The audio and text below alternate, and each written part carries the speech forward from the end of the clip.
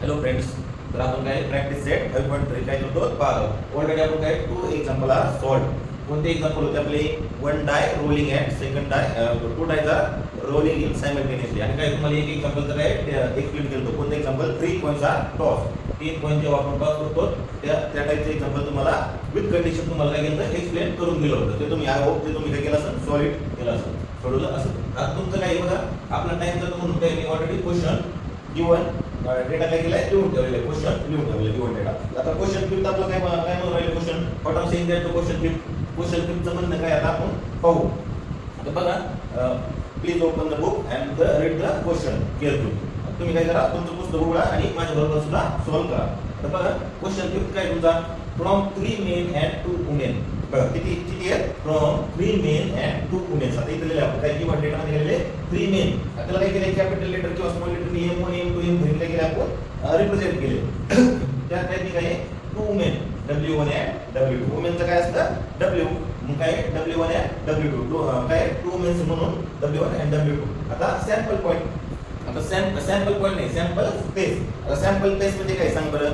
Sample space म्हणजे तुमचं काय आहे, to set of all possible outcomes of a random experiment is called as the sample space. आता तुमचा काय रँडम एक्सपेरिमेंट म्हणजे तुम्ही काय यादृच्छिक प्रयोग. आता तुमचं काय रँडम एक्सपेरिमेंट जेव्हा तुम्ही करता तेव्हा काय होतं, तुमच्या ऑल पॉसिबिलिटीज आउटकम म्हणजे येणारे सर्व निष्पत्ती तुम्ही कशामध्ये लिहितात, सेट मध्ये.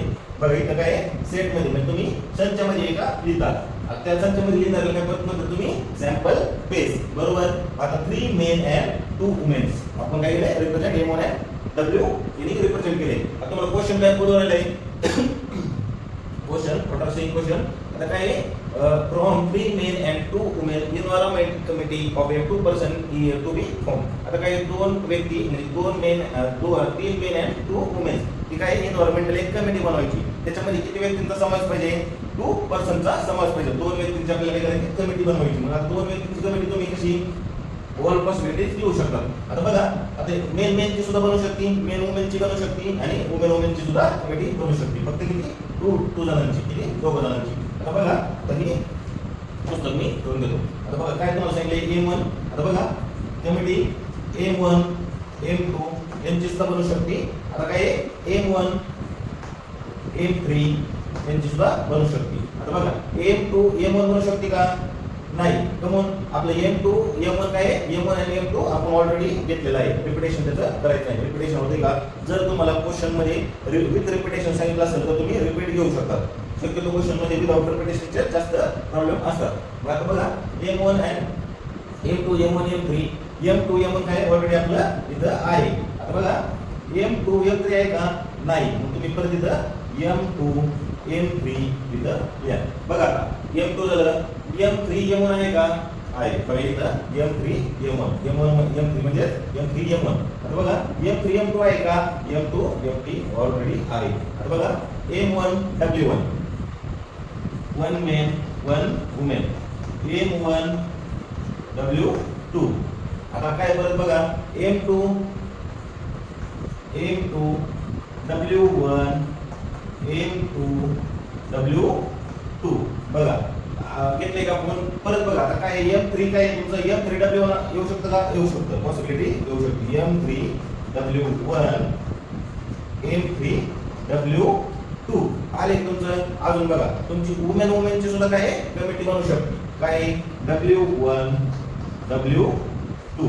बघा हे काय आले ऑल द पॉसिबिलिटीज. म्हणजे किती आपल्या बघा बरं, number of sample point all. आता याला काय म्हणतात, तुम्ही जे सेटच्या अंदर असेल, सेटच्या आतमध्ये असतील त्याला म्हणतात एलिमेंट्स किंवा मेंबर्स. बरोबर, एलिमेंट्स किंवा मेंबर्स. आता नंबर ऑफ सॅम्पल पॉइंट्स म्हणजे number of sample event, number of sample elements किती तुमचे 1 2 3 4 5 6 7 8 9 10 किती जे 10 number of the sample point. आपले सॅम्पल पॉइंट किती आहेत, नंबर ऑफ S = 10. राईट. आता तुम्हाला काही कंडिशन दिलं, कंडिशन फॉर इव्हेंट ए. बघा ए साठी ए इव्हेंट आहे, त्यासाठी कोणती कंडिशन आहे तुमची. आता बघा इव्हेंट काय असतो, event is the subset of A sample space. आता बघा ह्याच्यामध्ये तुमचा जो इव्हेंट दिलाय तुम्हाला तो कशाचा सबसेट असतो, तुमचा सॅम्पल स्पेसचा. आता बघा ऍट लीस्ट 1 वुमेन मेंबर.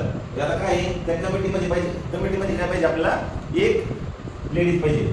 2 जणांची कमिटी आहे. At least one ladies member, at least one women member, त्यामध्ये काय पाहिजे एक वुमेन पाहिजे. आपले एकापेक्षा जास्त वुमेन असेल तर चालतील का? हो चालतंय.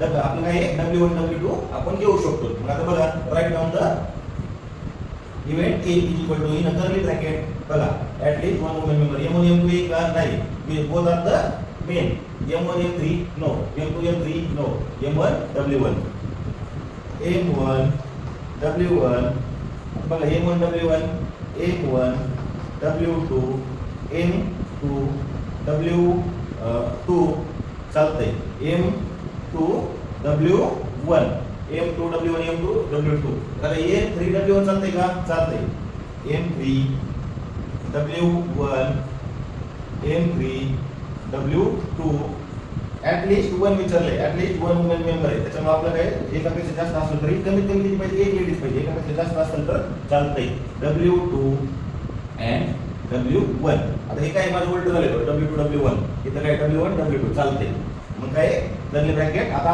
कोणती पॉसिबिलिटी आहे का नो मग काय कर्ली ब्रॅकेट तुमचं कंप्लीट तर बघा how many elements are there set 1 2 3 4 5 6 7 there are the 7 elements on a set च्या मध्ये किती 7 एलिमेंट्स आहेत number of event A elements किती तुमचे 0 7 काय n of A is equal to 7 तुम्ही फक्त काय n of A is equal to 7 आले तुमचं आता बघा one man and one women B चे कंडिशन फॉर B आता B साठी काय दिले कंडिशन फॉर B इव्हेंट साठी काय दिले one man and one women आता कमीत कमी दोघांची कमिटी त्याच्यामध्ये काय पाहिजे एक मनुष्य आणि एक लेडीज एक जेंट्स आणि एक लेडीज पाहिजे म्हणजे एक मॅन अँड वन वुमेन्स मग आता बघा B साठी काय B is equal to sample B is equal to काय B is equal to in curly bracket हे म्हणजे एक चालतंय का नाही दोन्ही काय आहेत आपले जेंट्स एक काय पाहिजे आपल्याला मेन अँड एक लेडीज मॅन अँड एक लेडीज M1 W1 इथं काय आहे M1 W1 M1 W2 M2 W1 M2 W2 M3 W1 M3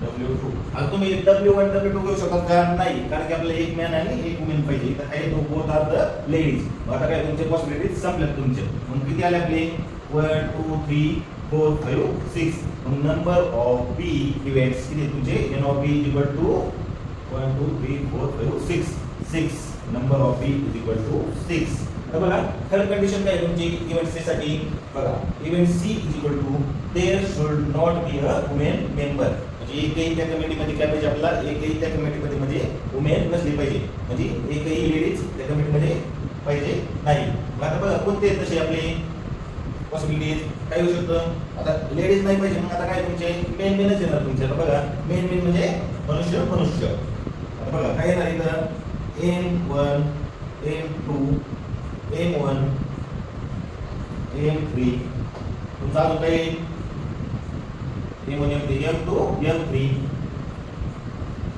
M2 M3 आता हे येऊ शकतं का कारण की यामध्ये एक लेडीज आहे जेंट्स आहे एक मेन आहे और एक वुमेन आहे therefore number of C आता काय आहेत आपले therefore number of C is equal to तुमचे किती आले 3 एलिमेंट्स राइट हा काय झाला आपला क्वेश्चन नंबर 5 आता बघा तुम्ही काय केलंय आता इथं बघा तुम्ही सी काय तुमचं इव्हेंट आहे सी इव्हेंट मध्ये तुमचे काय एलिमेंट्स तुमचे काय सॅम्पल बेस मध्ये दिसतात का तुम्हाला M1 M2 M3 all elements are in the sample base which is the event is a subset of A sample base event कशाचा सबसेट आहे सॅम्पल बेसचा एक सबसेट आहे आता बघा हे क्वेश्चन 5 नंबर झालं आता क्वेश्चन 4 पाहू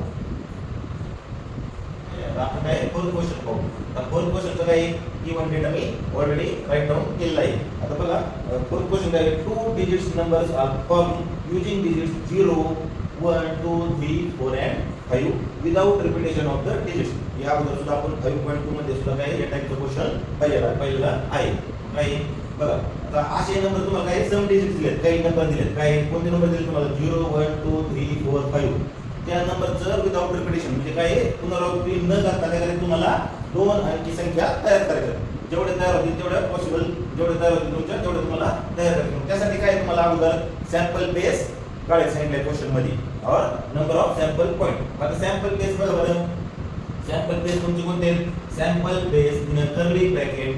तर बघा तुम्ही 0 1 घेऊ शकता का? 0 1 0 2 0 3 which is the one digit number. आता 0 1 म्हणजे किती असतो तुमचा? 1 असतो. 0 2 म्हणजे किती असतो तुमचा?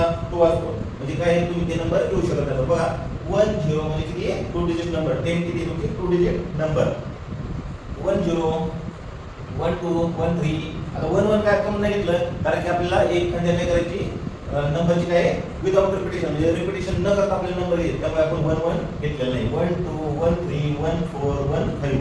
तर बघा 2 0 2 1 2 2 त्यामुळे घेतला विदाउट रिपिटेशन. 2 3 2 4 2 5 3 0 डॅश डॅश हे सगळं किती 50 5 5. आता 5 5 घेतलं मी काय चुकलं ते आपलं 5 आपल्याला काही रिपिटेशन द्यायचं नाही. मग आपलं काय पुढे स्टॉप होईल आमचं 54 5 4 कशी स्टॉप होईल. आता बघा कंडिशन फॉर इव्हेंट ए साठी काय तुम्हाला कंडिशन दिली? इव्हेंट ए साठी कंडिशन दिली the number is form is even. आता काय इव्हेंट ए मध्ये नंबर तयार होते कोणते नंबर पाहिजेत आपल्याला? सम नंबर इवन.